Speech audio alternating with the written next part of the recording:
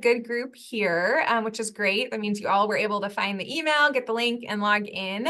Tonight's session is, we're calling it You Ask, We Answer. It's all about our pre-health sciences program. And I have two of my colleagues here that I'll let introduce themselves in a second, but I wanted to just give you a little overview.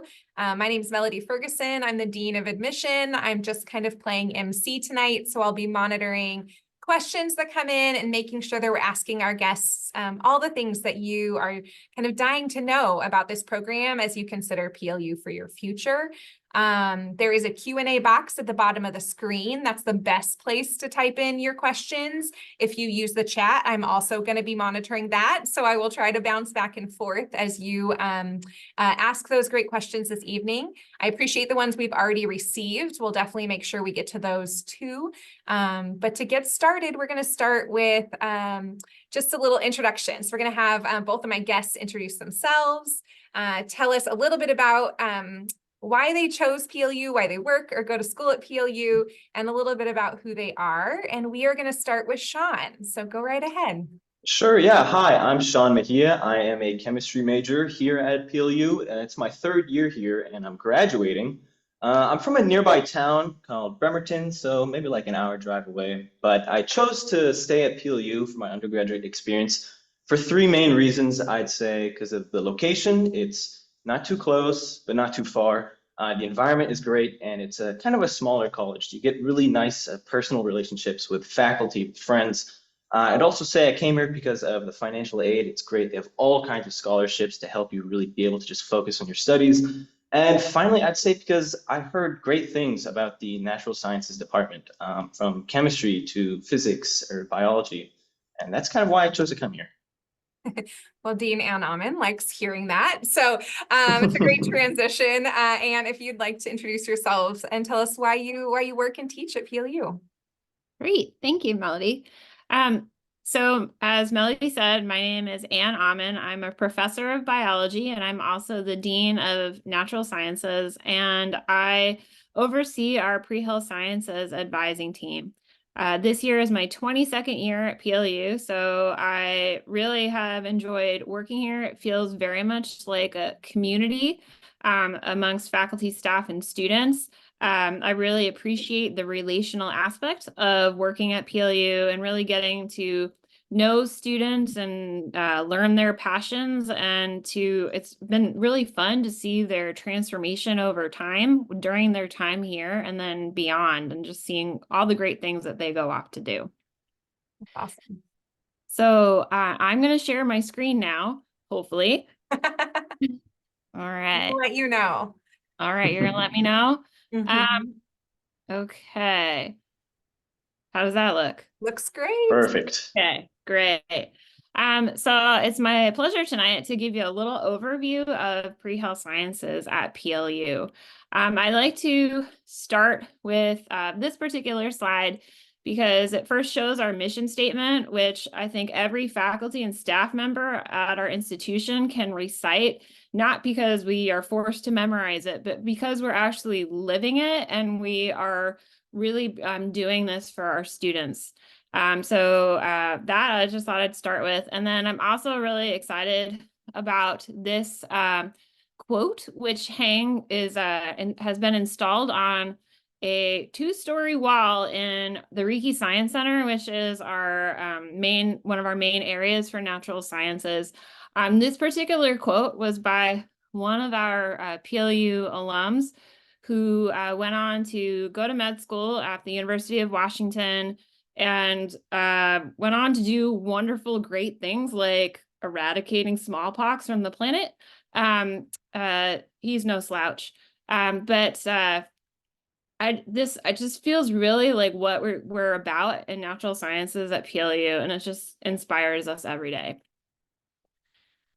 So as we get started, often I'm asked, do we have a pre-health sciences major? And the answer to that is no.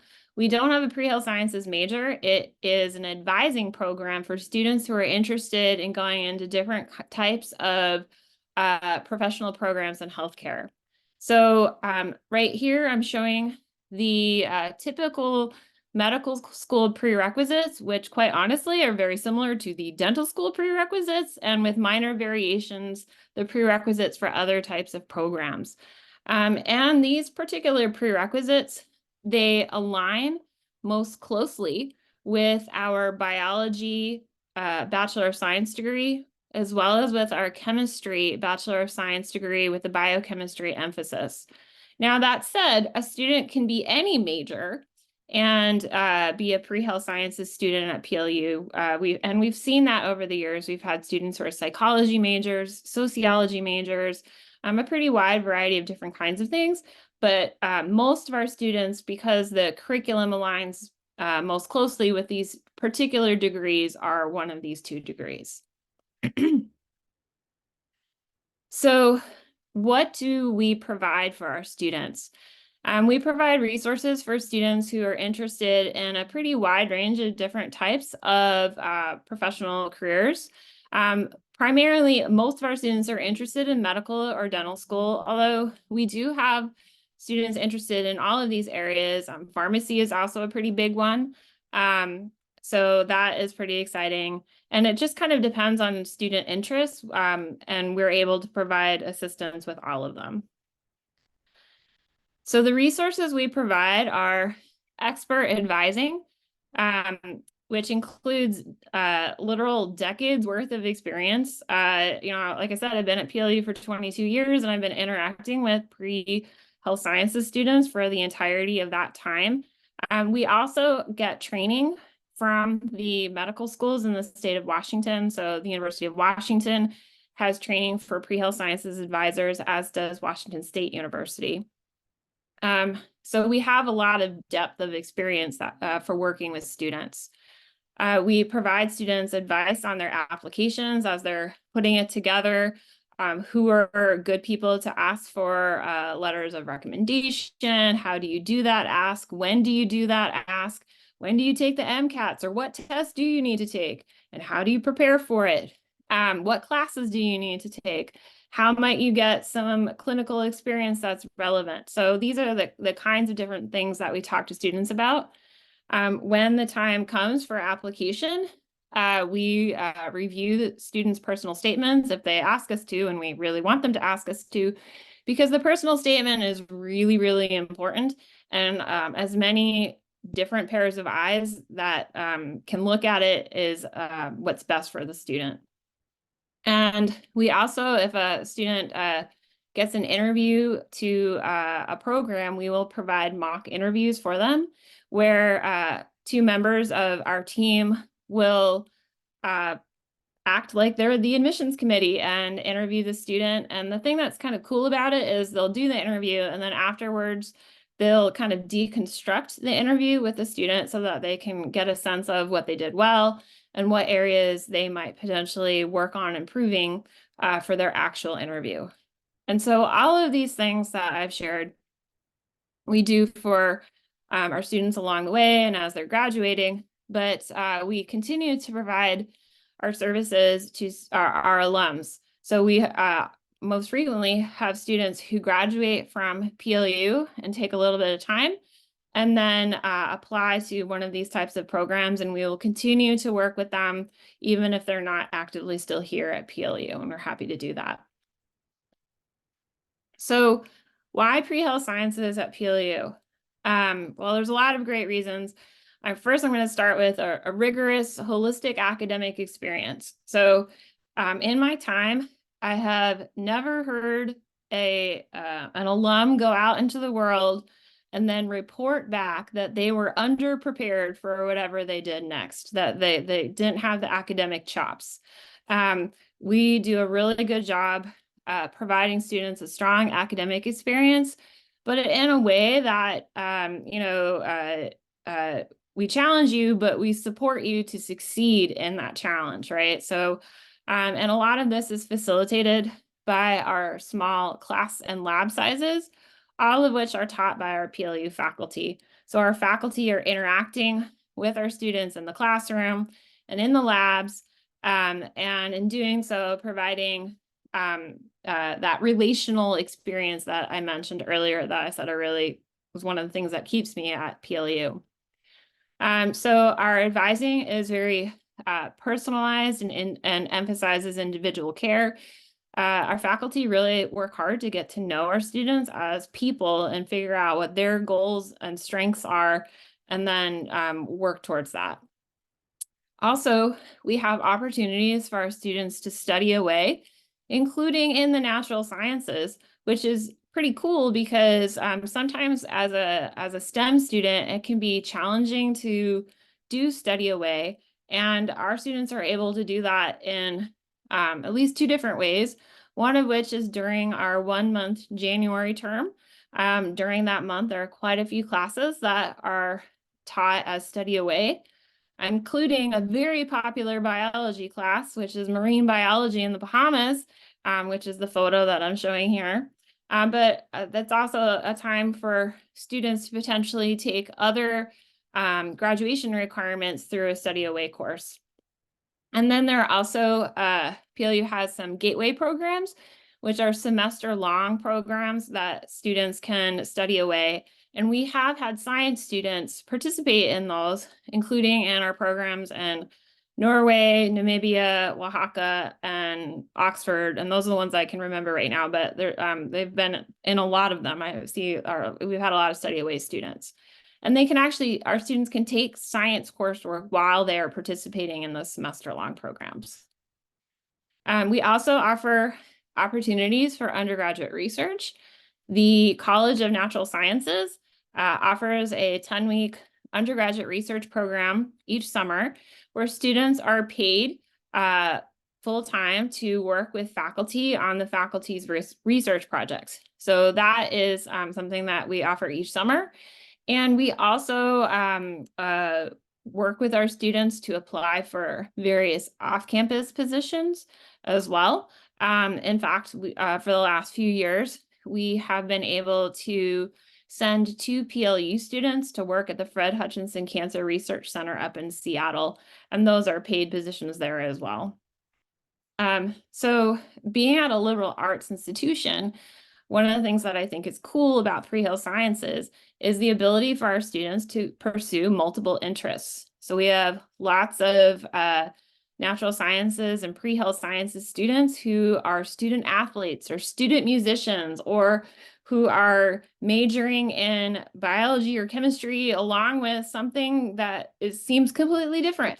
And that is pretty cool. So I think that's a real something that actually fills out not just a medical school and dental school application, but like fills out a whole person. You don't just have to fit into a nice little box like apparently we are all doing on these Zoom screens this evening. And there are also opportunities to become involved in our local community. So those are different kinds of things that are cool about pre-health sciences at PLU. So where are some places that our students have recently attended? I'm not going to read through these lists, but for medical schools, our students are largely attending the University of Washington. We have a long track record with them for many years of sending PLU students there. We have students who are attending Washington State University's Elson Floyd College of Medicine. Quite a few students also attending the Pacific Northwest University of Health Sciences, which is an osteopathic medical school located in Yakima. And then our Oregon students are often attending OH and SU, and then just other medical schools around the country. And then with respect to dental schools, again, University of Washington is very popular. And then kind of a number of other schools, both locally and around the country. So student outcomes. I like to show this particular image because it shows 4 different PLU alum who didn't all graduate necessarily from PLU the same year, but they did graduate from the University of Washington School of Medicine in the same graduating class. And so it's really great to see them. So our medical school acceptance rate is about 80%, and our dental school acceptance rate is 75%. And these are quite a bit above the national averages. Now, I will say that for some students, it took more than one application cycle to be successful. And when it did take more, we just counted it as an acceptance because they did get in. So I will refer you to this particular resource, which is our Pre-Health Sciences webpage. And this has lots of great information for students for all these different kinds of programs, including things like, what exam do I need to take? How do I register for the exam? What coursework do I need to take in order to prepare for that particular program? So it has lots of great information that if you're looking into a particular program that I haven't really talked about, I welcome you to go take a look at this. Okay. And I also wanted to speak a little bit about our partnership between PLU with the Pacific Northwest University of Health Sciences. PNWU, which is what I will call it because it's a mouthful. They're located in Yakima, Washington, and they offer a number of programs. They offer this Master's in Medical Sciences program, a physical therapy program, an occupational therapy program. Their Doctor of Osteopathic Medicine has been quite popular with PLU alums. When I looked at the data for our alums who go on to medical school, about half of them go on to a medical school where they earn an MD degree, and the other half go on to earn a DO degree. And of those that go on to earn a DO, the majority of them are doing that at PNWU. So I just want to mention that. And then what's particularly exciting is that PNWU will be offering a dental, opening a dental school with their first class starting, their first cohort starting in the fall of 2025. And so our partnership between PLU and PNWU really offers some great opportunities for our students. So for preparing for the program, I would recommend that you take lots of math and science. Get yourself all mathed and scienced up so that you're ready to go. If you are taking any community college coursework, I would recommend that you take full year sequences so that you have the full year of whatever, intro bio done, or the full year of intro chem done, just because that works more cleanly with our curriculum, which is on a semester system. I also recommend that you volunteer and perform community service in areas that are meaningful to you as a person. And then talk to your healthcare providers as much as you can to learn about their experiences and what they like and don't like about their jobs. And always challenge yourself. Don't take the easy path, take the hard one. Even if you're not always successful, because that you're learning and growing your resilience and giving yourself a good story to tell. All right. So that's what I have prepared, but I'm excited to hear questions. Yeah, we have a couple in already, but I want to ask Sean to share a little bit first. Sean, would you mind talking about maybe your future goals after PLU? Because clearly they're health science related since you're here. And maybe how you feel PLU is preparing you for those future goals. So to kind of tell this, we just heard kind of about the program. Talk about what it's like to experience the program. Sure, yeah, of course. So as I was saying earlier, I'll be graduating this coming May, and some plans I have are that I intend to take a gap year or multiple gap years to build my resume, build some new experiences, study any MCAT preparation I need. And PLU has helped me to shape this kind of few-year plan after graduation through primarily this pre-health sciences advising team, as Dr. Auman mentioned earlier. I've worked closely with one of the members, Dr. Yakulis, and he has kind of, I'm not going to say directed me down a specific path, but he has definitely gave me ideas of how I can pursue my ultimate goal of going to graduate school, a medical school.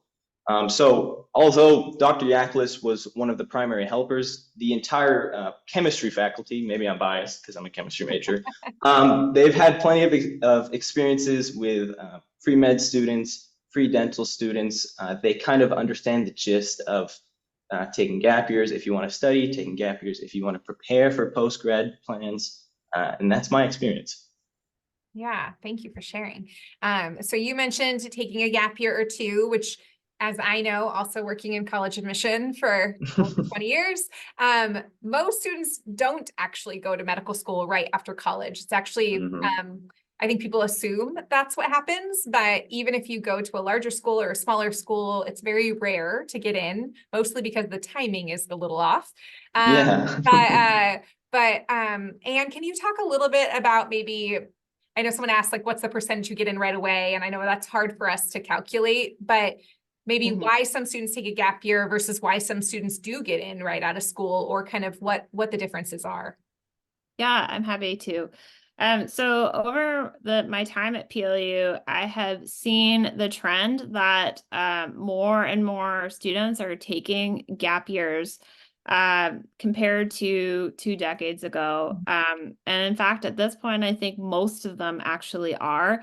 And I think that is, there's a couple of reasons for that. First of all, the timing of when the application cycle occurs compared to when all of the prerequisite coursework is completed during a student's time is can be a little bit tricky. So all of those different prereqs that I showed earlier are on the MCATs, and the MCATs for a student to start, for example, in the fall of, let's see, what year are we in? The fall of 25, they would need to be taking the MCATs in the spring or early summer of 2024, which would be at the very end of their junior year, if they were going to go to med school immediately thereafter. And so it can be hard to complete all of this coursework by the end of the spring of your junior year. So that is one reason. Another reason is, you're taking all of this STEM coursework. You're trying to get like all the things that you need to do for med school, which includes getting some clinical experience. You're trying to get good grades while you're doing all of this. Sometimes students have jobs and other obligations, and they're trying to write their personal statement and put together their best self into an application package and study for the MCATs and do all the things. And it can be kind of a lot to be doing all of that, like at the end of your junior year and into your senior year, right? So some students really appreciate a gap year or two so that they can take a breath from all of the things and not need to be doing all of their college coursework while they are also doing all of their application work that they want to do well, of course. And so that is another reason. And then I also think from a medical school perspective, they are looking for students who have done the hard work of, I would call it discernment, of really just like really have an understanding of what the medical profession is about, both the pros and the cons, and they have done their homework on that through experience, and know that they're committed to doing that, and that they're like, I'm going to take, the discipline of medicine for what it is, warts and all, and I want to embrace those warts. And so I think the medical schools just really want students to know what they're getting into. And sometimes that takes them having that gap time to engage in experiences that really allow them to come to that meaningful and mature decision. Yeah, I know I sometimes point out that I think UW Medical School, which obviously we're utilizing, it's our backyard medical school, wherever you're from, you can go back, but the average age, I think, of their, incoming students is 24, and the average age of a college graduate is 22. So you can see even in that there's a 2-year kind of gap in terms of average age. So yes, are there maybe a few students coming in because they were able to figure out that timing? Sure. But the majority are kind of coming in after some experience. So Melody, the average matriculation age for medical school nationally is 24 as well. yeah, so it just kind of shows that's kind of how it goes. And I think that's good for you as your future planning. And so one of the things I liked that, Anne talked about is this pre-health advising doesn't go away when you walk across the stage at graduation here at PLU. So the relationships Sean was talking about that you've made with Dr. Yakulis and other faculty, those things extend beyond graduation. Whereas if you're at a much larger institution, it might be harder to maintain some of those relationships. So I do think that's a real value of a smaller college campus. Sean, can you, and maybe you don't quite know yet, but it sounds like you've had some really, really great advising, right? So how has Dr. Yakulis and other members helped you pick your coursework, make sure you're on track, and kind of help you navigate what can sometimes feel like a lot of information? Sure, yeah. When I first came to PLU, man, I was overwhelmed, for lack of better words. It was a lot to take in. I was taking in prerequisite courses. I was figuring out my major. I was figuring out what extra humanities courses I wanted to sign up for. But working with the faculty, they kind of helped me set a plan for the next 2-3 years, and it wasn't set in stone. It was kind of a tentative plan that can change. There's some flexibility. So they lined up some recommended courses for me that checked all the boxes off for medical school, because I knew I wanted to pursue a pre-med pathway. So, for example, we got general chemistry out of the way, we got organic chemistry out of the way, and some more upper division classes like calculus courses. But there was still, like I was saying, flexibility for classes I wanted to take. So, for example, I took a sociology course, which completely fit perfectly with the schedule that another faculty member had set up with me, or I chose to set time aside to be able to TA, teaching assistant, which could help me build my resume again for medical school. And these faculty, they help in a way that allows you to make the decisions yourself. They're not making every single decision for you. You still have plenty of wiggle room, as I was saying. You talked about being a teaching assistant. Are there some other things that have been either brought up to you or you've kind of found along the way that you think are going to help you down the road getting into medical school, whether that's maybe research or internships or even some recommendations after you graduate?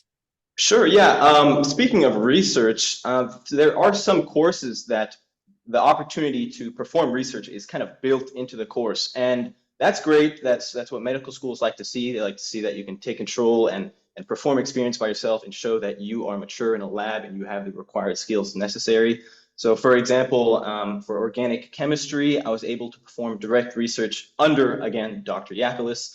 I've heard of research being performed under other courses, or as Dr. Auman was saying earlier, there's undergraduate research over the summer. Another experience that can help build your resume is being a tutor, or kind of an alternative tutor, an SI, a supplemental instructor, where you're kind of tutoring for one class. So there's a wide variety of opportunities to really get you where you need to be. And do you want to talk about any other maybe research experiences? We got a question about that. I think sometimes people think you have to go to a big school, a big research school to get to do research, but maybe some of the benefits of coming to a school with no graduate students. True, right? Without graduate students, then our faculty who are engaged in research are doing that with with our undergrads. And as Sean mentioned, there are a number of courses where the lab portion of the course is designed to be a research project. So that is valuable as well. I'll also speak to the fact that a number of our students apply for off-campus research positions and are quite successful in getting those.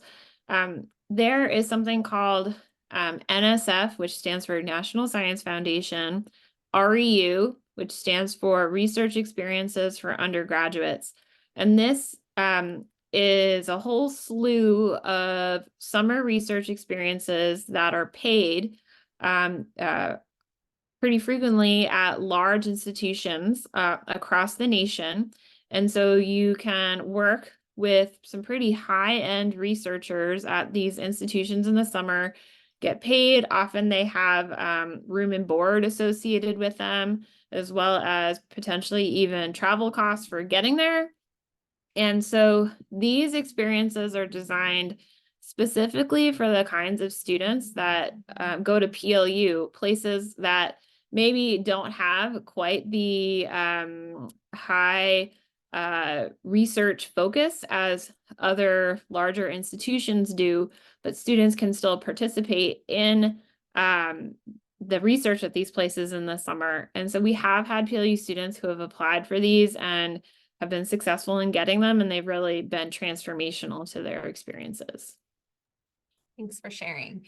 And then Sean, I saw you already saw this one, but what do you think is the toughest, I think it was toughest pre-med course, right? Or that you've taken? Yeah, well, to give you a short answer, it varies. It's different for everybody. To give you my spiel, I would say it's the classes you don't expect. You know, everyone always is afraid of general chemistry, general biology. They've heard of the terrifying OChem, organic chemistry. But really, for me, one of my hardest classes was not a STEM course. It was actually an economics course, an entry-level economics course. And maybe that goes to show that I've placed too much emphasis on digging hard on all these STEM courses and thinking that every other class is going to be a breeze. Prerequisite course, but under the idea of pre-med prerequisites, yeah, probably one of the terrifying general chemistry or organic chemistry courses. But you got through them clearly. What are Got through them, yeah. Yeah. There are classes, right? People are nervous about or don't know if they're ready for. We hear the term weed out classes sometimes when it comes to nursing or other types of pre-health programs. How did you feel? So did you feel supported in the classroom when you struggled? What resources were available to you? You know, if you had a point where maybe you didn't quite understand something. Sure, yeah. By all means, going into the class, I was terrified. But everyone is terrified, really. It's a class full of all these various students from various backgrounds, and they all have heard of how scary a weed out course can be. So the resources that present themselves, and even on the first day, the faculty member that's teaching these classes, they let you know about it. They let you know, hey, I have office hours, please show up to them. Hey, we have a tutor, please go see them.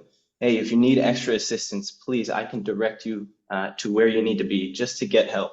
Additionally, at our library, we have academic assistance drop-in tutoring with some students. I think it's kind of changed over the years. It used to be drop-in. Now. Yeah, it's virtual, so you can access it anywhere. But there are so many things, even online. You've got Khan Academy, you've got YouTube, and these are all things endorsed by faculty, recommended, and building relationships with students, like I was saying, because everyone is terrified, it can help you get through tough times, and these weed out classes really are tough times.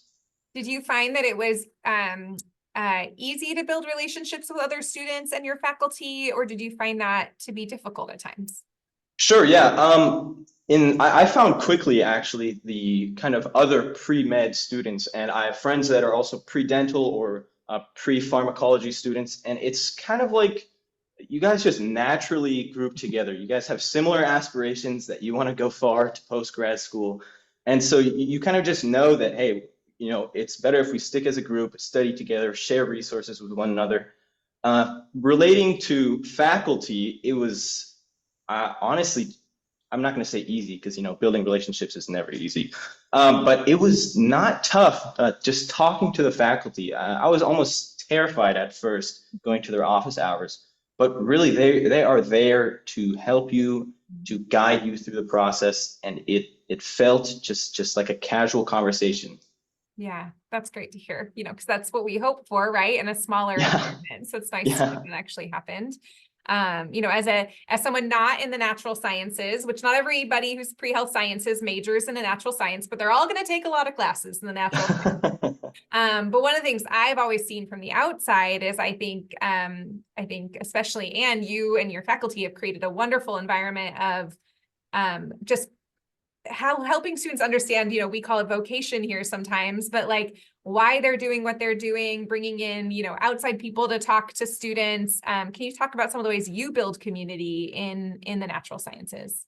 In the natural sciences? Yeah. Sure. So, we're just coming out of one of our week-long festivals of fun in the natural sciences, which is called Morkin Madness. So in spring semester, we have Morkin Madness. Morkin is one of our buildings where some of the natural sciences departments are housed, and the computer science and math departments are found there.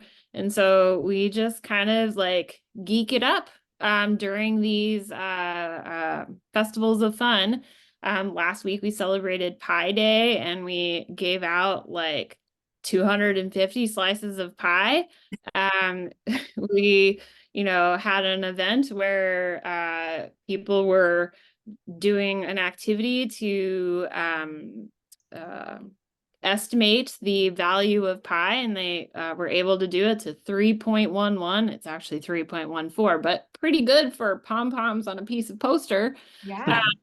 So, different kinds of fun activities. And then in fall semester, we have another week-long event called Reiki Wiki. The Reiki Science Center is the building that houses most of our other departments in the college. And so we've had different kinds of contests over the years. We've had science photo contests where students submit science photos and then they are voted upon and the winners are displayed in our cabinets. We've had naming contests for various things. We've named bookshelf, and we've named our mascot, which is a slug. A giant slug. Giant it's not a real slug, just it's a piece of artwork. Just trying different kinds of activities. We have a natural science NatSci Fellows program, which is a program that students can opt into, and they get a passport, and if they do different kinds of activities, they get stickers on their passport. And then at the end of the academic year, if they've collected enough stickers in the different areas, they are academic, social, and professional development.